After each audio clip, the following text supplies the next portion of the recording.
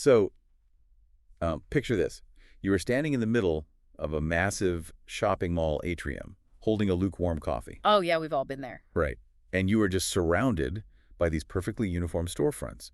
Everything in your field of vision feels, heavily engineered to funnel you toward a transaction. Yeah, the ambient temperature is strictly regulated. The layout is basically a trap for maximum foot traffic. Exactly. It's built to be entirely predictable. But then you look up at the ceiling. And that's where it breaks. Yeah. Instead of the usual glaring white light, the entire atrium is just flooded these shifting, highly saturated geometric patterns of red and green.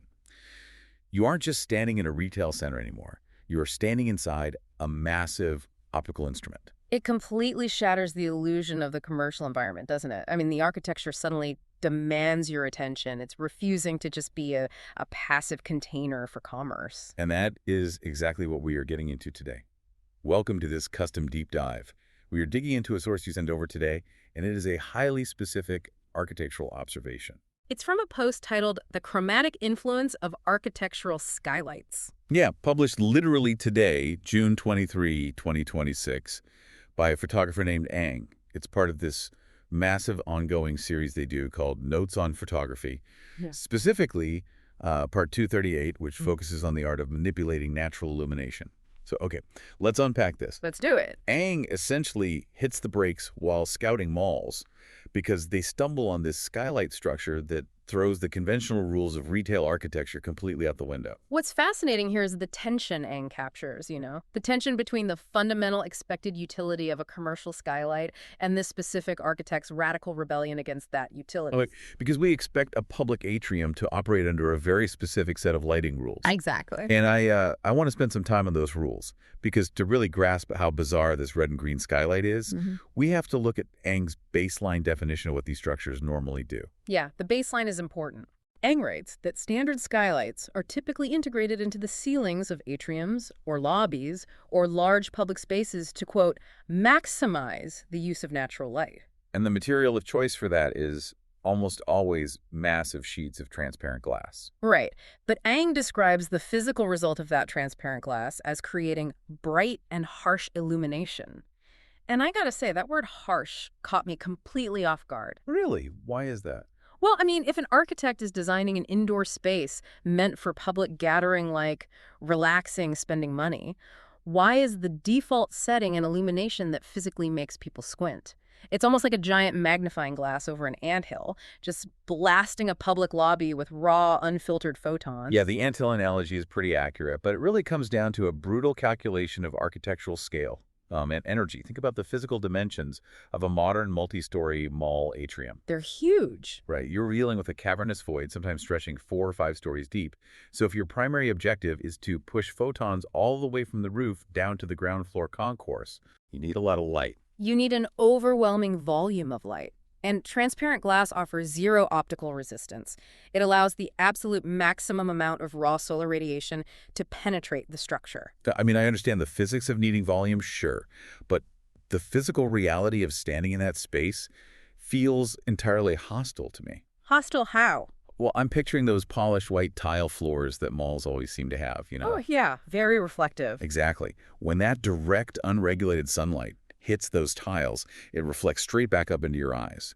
You are indoors, theoretically protected from the elements, but you are hit with this sterile, clinical glare. Yeah, it's very jarring. That feels less like an inviting public square and more like, I don't know, an interrogation room. If I want harsh, direct midday sun, I will just stand out in the parking lot. So why sacrifice the physical comfort of the space just to hit a lumen quota on the ground floor? Well, because supplying that volume of light artificially using massive industrial lighting rigs across the ceiling that high is incredibly expensive. Yeah. And energy intensive. Ah, so it's a budget thing. Partly, yeah. By slicing open the roof and dropping in clear glass, the architect offloads that burden to the sun. It's free energy. Right. But you're right, and Ang is pointing out the severe aesthetic trade-off of that decision. Which is? You completely surrender control of the lighting environment to the atmosphere. Oh, wow. Yeah, you are literally letting the local weather system dictate the mood of your building. Exactly. If it is a glaring, high-contrast afternoon outside, your indoor atrium becomes a glaring, high-contrast box. With deep, severe shadows. Yes, and blinding highlights. Physiologically, think about what happens when a person transitions from a dimly lit, artificially controlled retail corridor out into a glaring central atrium. Your eyes have to adjust. Right, the pupils have to rapidly constrict to handle the sudden influx of photons. It actually induces a subtle but very real level of visual fatigue. That makes so much sense. I always feel exhausted after a couple of hours in a mall, and I never really linked it to the skylights. Yeah, we just accept it as the norm for these massive commercial spaces because we tend to culturally conflate lots of light with good light. Volume versus quality. Precisely. And Eng's entire premise seems to hinge on the idea that maximum transparency actually degrades the experience of the architecture.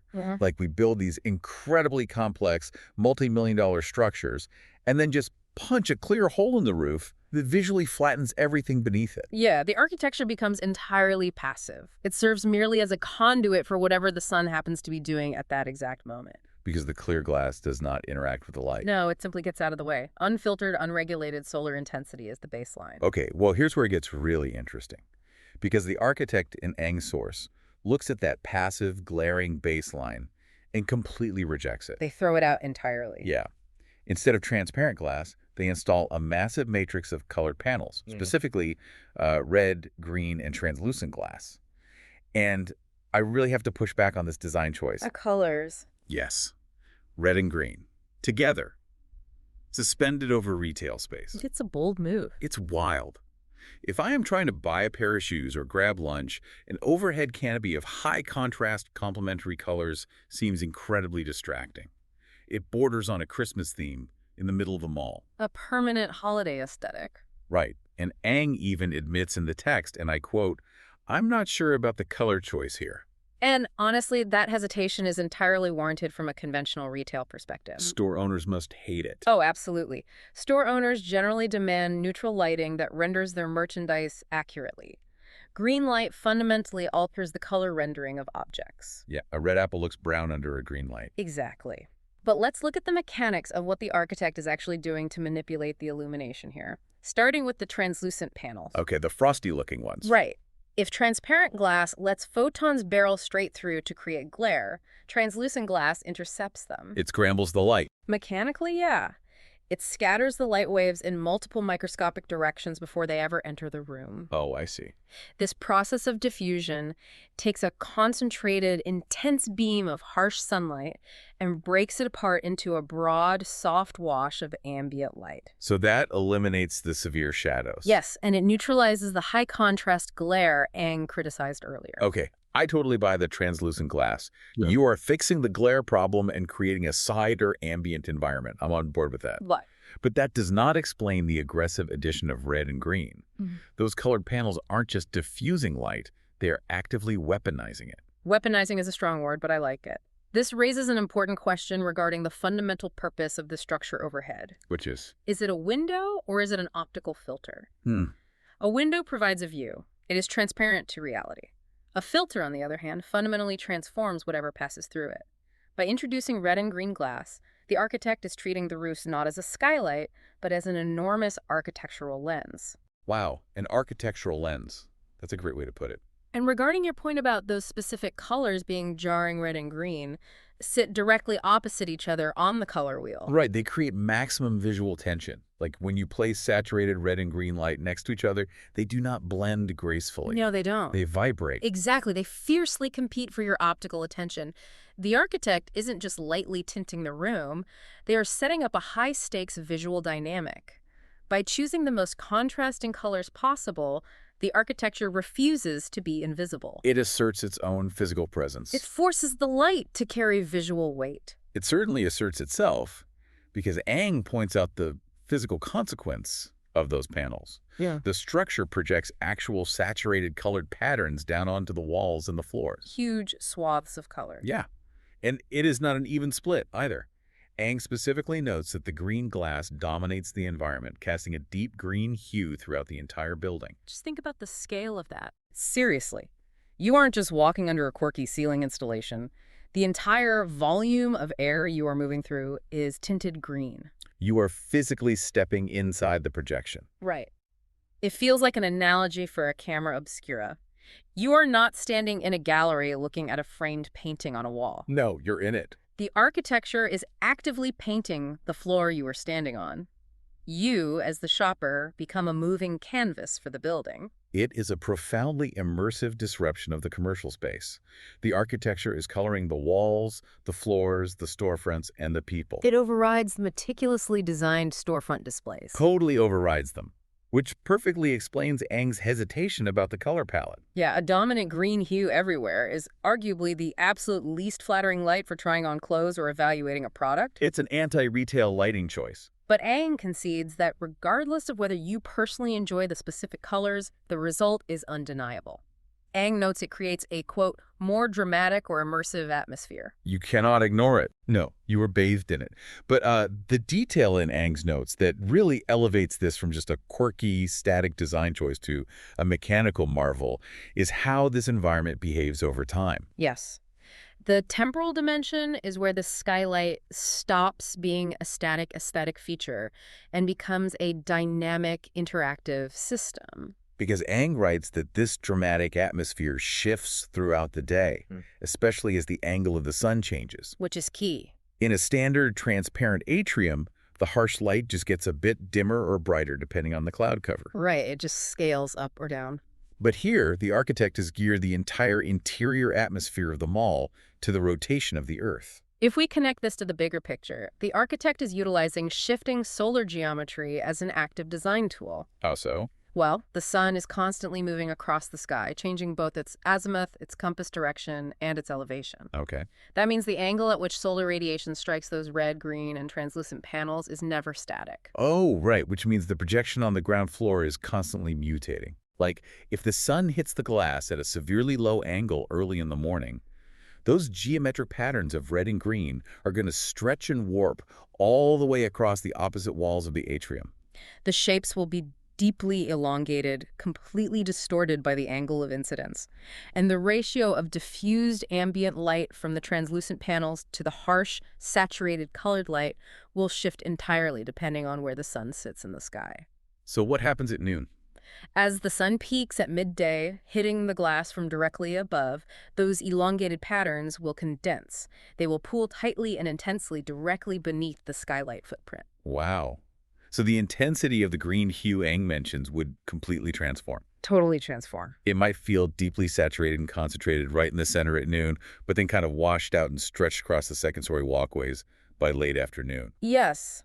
It introduces an element of relentless unpredictability into an environment that was fundamentally designed for absolute predictability. That's a great point. You could walk past a specific coffee shop in this mall at 10 in the morning, and the storefront is bathed in a soft, translucent wash cut by a sharp, elongated sliver of red light. And then you go back later. You walk past that exact same spot at 4 in the afternoon, and the architecture has painted the entire area in deep green shadows. That's amazing. The building essentially operates as a massive, immersive sundial. It really does. It forces the occupants to physically register the passage of time. And normally, commercial spaces like casinos and malls, they go out of their way to strip away any indication of the outside world. Absolutely. They want to keep you disconnected. Floating in a timeless bubble, so you just keep consuming. But this architect aggressively punctures that bubble by dragging the mechanical movement of the solar system directly onto the retail floor. It is a radical subversion of the space's intended utility. The architect took a mechanism designed to passively deliver maximum light volume and engineered it into a device that actively forces chronological awareness. Okay, looking at the entire scope of Aang's observation here.